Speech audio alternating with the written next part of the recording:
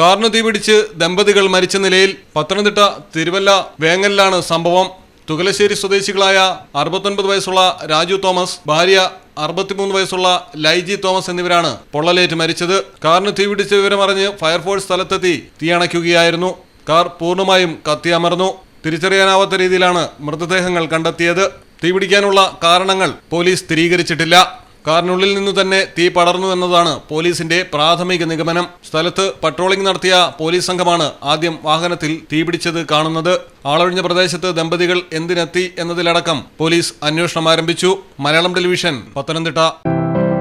പ്രകൃതിദത്തമായ ചേരുവയാൽ തയ്യാറാക്കുന്ന അൽദാൻ കപ്പലണ്ടി മിഠായി ഇനി രുചിയുടെ പുതിയ രസത്തിലേക്ക് നിങ്ങളെ നയിക്കും.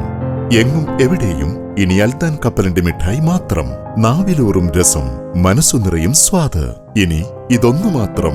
അൽദാൻ കപ്പലണ്ടി മിഠായി, മധുരത്തിന്റെ പുതിയ പര്യായം. അൽദാൻ കപ്പലണ്ടി മിഠായി.